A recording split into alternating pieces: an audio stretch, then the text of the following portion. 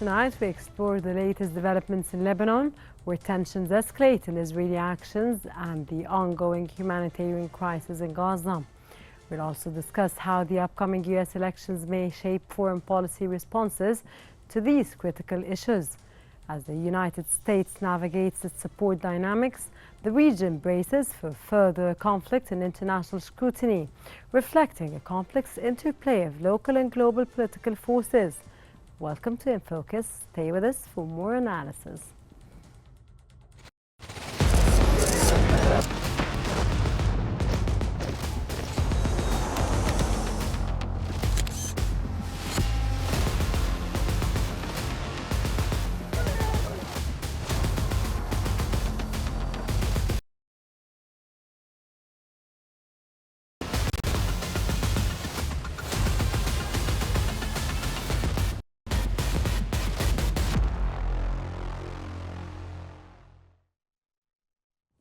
Recently, tensions have escalated dramatically in Lebanon and Gaza, marked by Israelis' intensified military actions, including raids on Beirut and Damascus, and Hezbollah's counter-strikes targeting Israeli military industries.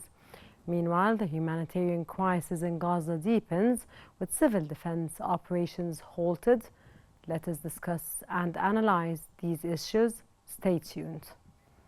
The Washington Post reported Israeli airstrikes have intensified in Beirut's southern suburbs, targeting Hezbollah facilities within civilian areas, leading to significant destruction.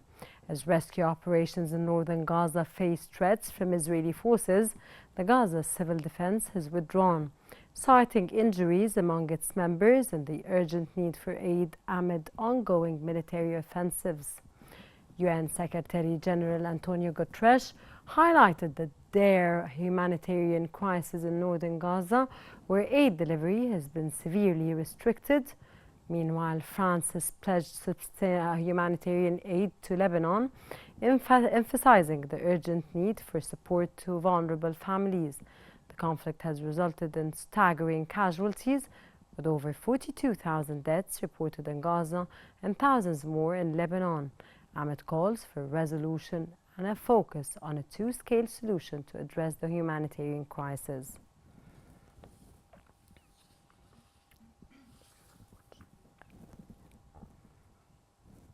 Providing more analysis on the current updates about the latest developments in the ongoing war, joining us from Beirut is Surouj Abi Khan, a political researcher and writer and the director of the MEC Affairs Center for Political Studies. Welcome, sir, and welcome on the show and the program. Welcome. Sir, the Civil Defense in Gaza has announced a complete cessation of its work on the northern Gaza Strip. Could you please elaborate more on the implications of this on the humanitarian situation and civilian safety in Gaza?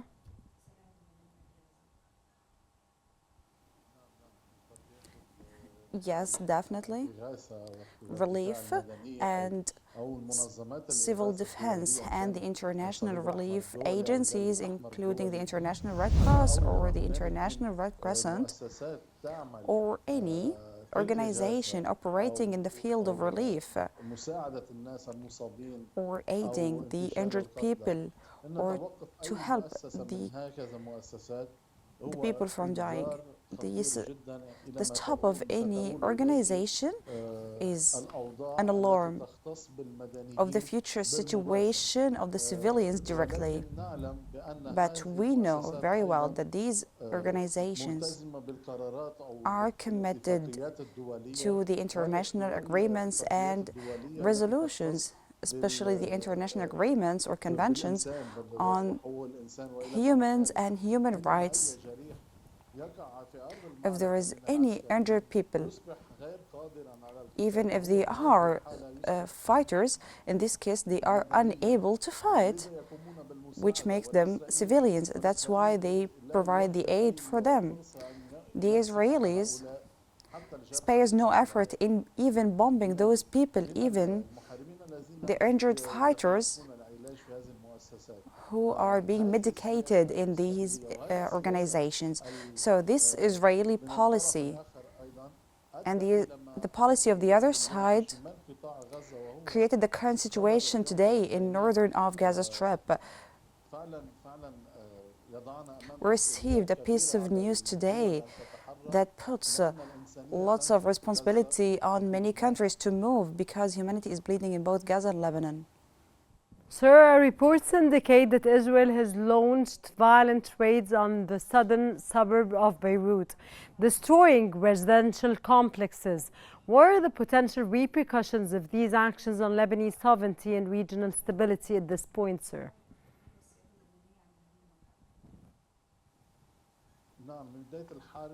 At the beginning of the war, the Lebanese sovereignty was affected and harmed because Lebanon today, all the parts of Lebanon are totally exposed because the Israeli bombs are reaching everywhere, not only the south of Beirut, but also the places that are considered to be safe, but Hezbollah officials are staying there and they are chased by the Israeli drones and bombed by them. But the southern district of Beirut is completely destroyed. As for the repercussions, of course, there will be very harsh repercussions on all the Lebanese people. We haven't seen the negative repercussions yet in Lebanon. However, they will start to appear gradually. They are going to be social, security, and humanitarian and health repercussions. Many hospitals are now out of service because of the Israeli bombing. Some of these hospitals are directly affiliated to Hezbollah. We can call them the medical wing of Hezbollah. All of them have stopped now. So the areas to which people have been displaced to, especially the people who are supporting Hezbollah, we will see that the problems started to appear between them and the people who are living in the other areas, because there was a policy in Lebanon by those who are affiliated to the party and those who are not affiliated to it. This policy created tension in the relation between both people. So there is. This is due to the speeches. How do you read Hezbollah's recent targets when Hezbollah recently targeted an Israeli military industry company in Tel Aviv, or industries and companies in Tel Aviv? How does this act fit into Hezbollah's broader strategy, and what does it signal about the current state of the conflict?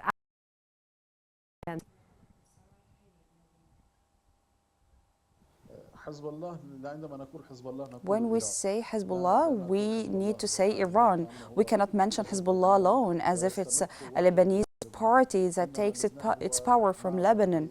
Lebanon is just a cross point for the Iranian influence represented in Hezbollah. When we talk about Hezbollah, we're talking about a big country. It's a regional country and a military country with a military regime. Everything in Iran is military. The Revolutionary Guard is military. So it's normal to see progress and withdrawal from both parties in terms of the military operations. It's normal because both parties are fighting each other, which will lead to the loss of soldiers and machinery and to bombarding. Why are we surprised if Iran managed through Hezbollah to send a very precise missile to Tel Aviv? The Israelis talked about this, and they said that Hezbollah in Lebanon owns more than 3 precise missiles that can reach Tel Aviv. In my opinion, this is normal. But these missiles managed to breach the Iron Dome and reach certain locations. It's very developed. So we are expecting the Israeli response, especially the defense response. How would Israel be able to face this type of missiles if Hezbollah repeats this again. This is part of the war, which is an ongoing war that has not ended yet, despite of all the voices at the international level, but the war is still ongoing. This is advanced for Hezbollah. Nonetheless, this is Iran fighting. Okay, sir, the Pentagon has expressed concern over reports of Israel targeting the Lebanese army. In your opinion, sir, and your take, how does this reflect the United States' role in the region and its influence on Israel's military strategy?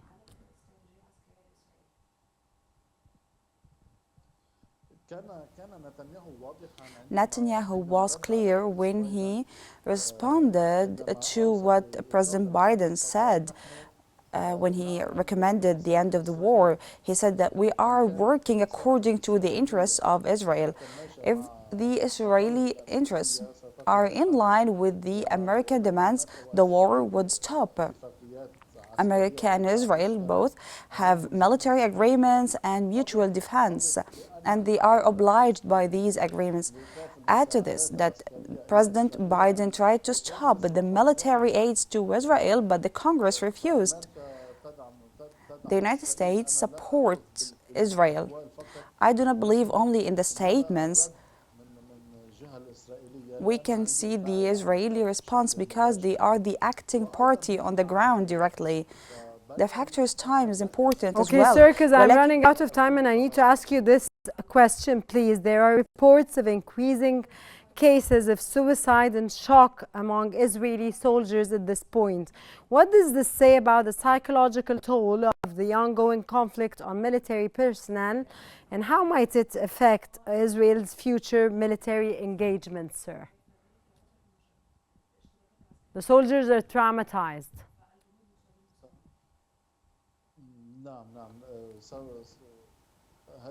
Yes, we have discussed this point before several times. But actually, I'm aware of the number of the mortality either in the south of Lebanon or in Gaza.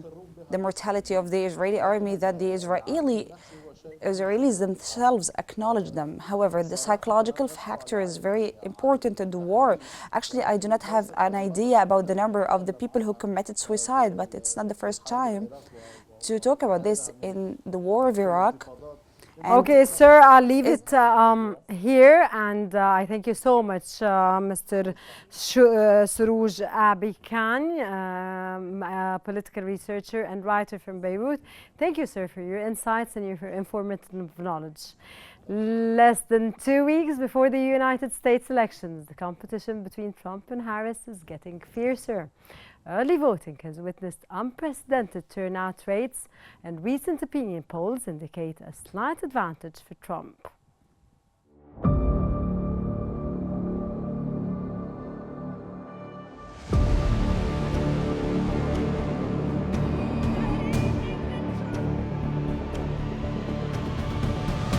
We will build what I call an opportunity economy. We will make America great. We're ready to fight for it. As one people, we are moving forward. We will make America safe again. The Guardian has reported that nearly 25 million Americans have already voted, breaking records in multiple battleground states. The paper added that this massive turnout is partly driven by Republicans embracing early voting in favor of Donald Trump.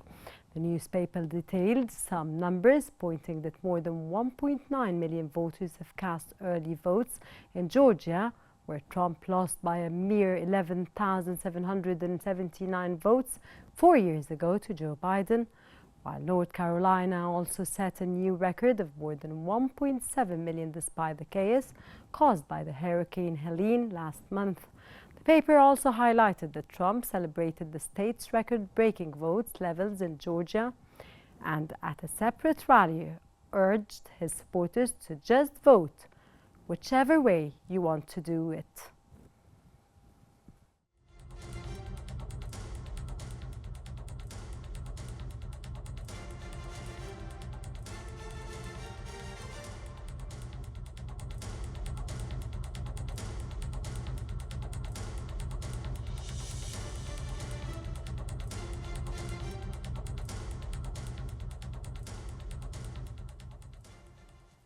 Joining us to provide their analysis of this extremely tight race are from Washington, Ginger Champman, an American affairs expert and Republican Party member. A very good day, and it's a pleasure to have you with us. Well, thank you so much for having me today. It's my utmost pleasure. What is behind this unprecedented rate of early voting, and what does it mean for Trump? Excellent question. Thank you. What we have seen this election cycle is that the Republican Party has adopted many of the strategies that the Democrat Party had previously used to turn out the vote. Historically, Republicans vote in large numbers on Election Day on November 5th. They generally do not vote in the early votings. However, this election cycle, we have seen the Trump campaign urge his voters to get out and early vote, vote by mail-in ballot, use all of the Democrat strategies to increase their vote. We have seen this have a lot of success. The early voting turnouts, as you mentioned, in Georgia are reaching record numbers. The early voting in Florida and in Pennsylvania have also reached record numbers. And what we are seeing, interestingly, is that the Republican Party is pulling ahead in early voting, which was hoped for by the campaign, but probably the success they've had so far is a surprise to them. One of the factors affecting the early vote turnout that we were seeing with the Democrat Party is that many Democrats are not enthusiastic about Kamala Harris this election cycle. What we are seeing, why do you see they're not enthusiastic about Kamala Harris, the Democrats? Great question. She is seeing very low voter turnout, and it is looking as though we are seeing men, in particular working class men, union workers, men who work in the service industries, men under 50 years old. They are just not turning out for Kamala Harris. For some reason, Kamala's message on the economy is not attracting men. They are just not turning out for her in the numbers that she needs. Also, we are seeing, surprisingly, working class women, in particular, Black women and Hispanic women, are not turning out for Harris in the numbers that they expect. This is likely due to the economy. Also, we've seen many large national unions, such as the Auto Workers Union, the newspaper unions, the Los Angeles Times. They are just refusing to endorse any candidate, which means they're not endorsing Harris, which is a very serious blow to the Harris campaign. She needs to turn out these voters, particularly in Pennsylvania. Harris needs Pennsylvania. And what about to win the Georgia? Electoral College. And what about Georgia? Georgia has been the subject of many lawsuits over the last couple of years. The turnout in Georgia seems to be going towards Trump in the early voting. And there were allegations by Harris towards Trump about what happened in the last elections when he was running for elections when the Biden administration, or Joe Biden, was the head of the United States, or the president of the United States. Yes. And Georgia was one of the heavily contested swing states. It was the subject of lawsuits. The Trump campaign suspected irregularities with the ballots. This is the state Trump famously said to the Secretary of State, "Find me more ballots." So Georgia has been the center of a lot of controversy. It's looking like the Trump campaign to turn out early voting is meeting a lot of success, probably because the residents of Georgia have seen many lawsuits. The famous Fani Willis lawsuit took place in Georgia. That lawsuit has been suspended. No one knows if it will ever come to a conclusion. However, Georgia, along with Michigan, Pennsylvania, Nevada, those are the states to keep an eye on. Harris needs to win Pennsylvania and at least one of Michigan or Wisconsin. Whoever wins Georgia will likely take the Electoral College. So once again, Georgia is among the states where there's early voter turnout. And because of the previous lawsuits and controversy, the Trump campaign is pushing extremely hard in Georgia, Michigan, Pennsylvania. They're both actually pushing very hard in Georgia, specifically Georgia. Yes, yes. Georgia is very Could important. you please elaborate Wait, more on the idea and the concept that they're both pushing in this state specifically? yes. Well, Georgia is considered one of the bellwether states. The way Georgia votes is usually also the way that other states, other southern states will vote. Also, Georgia has a very large African American population.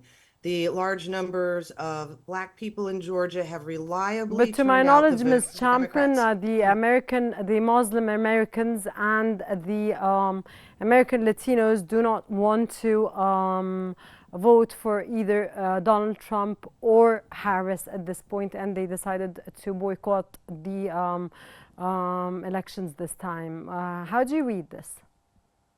Yes, this is a very interesting situation. We're seeing many different demographic groups respond in different ways.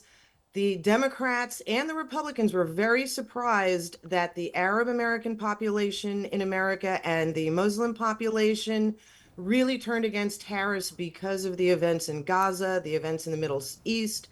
They're very upset that the Biden administration, and by extension Harris, has seemed to fall in line with the military-industrial complex. Netanyahu has run all over Biden, and essentially Harris seemed as though she was forced to agree with sending more weapons to Israel. Okay, And Miss basically, Shams, I'm gonna when leave. Cheney, Can you wait with me, please, because we have with us yes, on the phone now also Dr. Frank Mosmar, an American affairs researcher, which we would ask him his opinion. A very good day, sir, and it's a pleasure to have you with us on the show.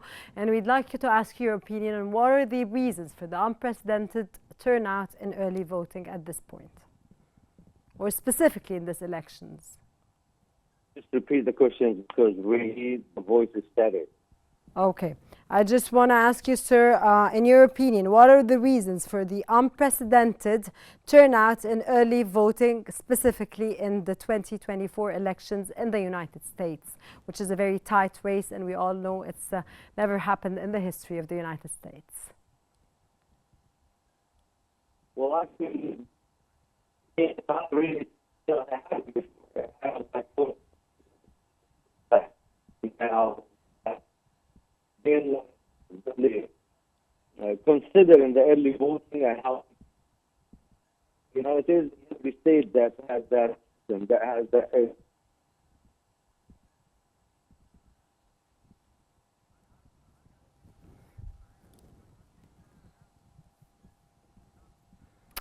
I'm back again to you, Ms. Champman. Thank you so much for waiting. An opinion poll by the Financial Times showed that Trump is ahead of Harris on economic issues. What do you think that is? Yes, well, as we've seen, the American economy is suffering a lot of inflation, increased prices. I do want to mention one thing. The Liz Cheney and Dick Cheney endorsement of Kamala Harris. Harris thought this Republican endorsement would do her a lot of good with more conservative members, but the Cheney endorsement has backfired on Kamala Harris. This was a signal to the military-industrial complex that she would continue sending weapons and arms to Israel and would not embargo. So the Cheney endorsement hurt Harris more than she thought it would help her. Also, the economy, we're seeing inflation is extremely high. The government numbers are much lower than people are paying for groceries, food in the supermarket. The price of gas is very high. The economy is a very serious negative for the Harris campaign. It's looking like the Biden-Harris policies stimulating the economy with a lot of money, has driven up prices. People are very concerned about their pocketbook. In addition, the open border has brought in millions of people that also need homes, they need food, and the influx of millions of people is also driving up prices. And it's also alarming many Americans that the immigrants coming over the border are taking American jobs, and especially the strategy of the Biden administration to put the immigrants in low-income Black communities and also in low-income white communities has had a backfire effect. These low-income communities usually vote very heavily for Democrats, but the influx of immigrants from the open southern border into these communities has alarmed the low-skilled poor people, and they are now afraid that the immigrants are taking their jobs as well as taking their housing. So Miss this Ginger backfired tremendously. Champman, American Affairs expert and Republican Party member, thank you so much for being with us in today's episode of In Focus, where you gave us a lot of informative knowledge. And and I really thank Mr. Frank Musmar also for joining us, an American Affairs researcher. That wraps up our episode today for In Focus. Dear viewers, remember to stay updated following Q News on YouTube, Facebook, X, Instagram, and TikTok at Q News EG for the latest developments. Thank you for watching.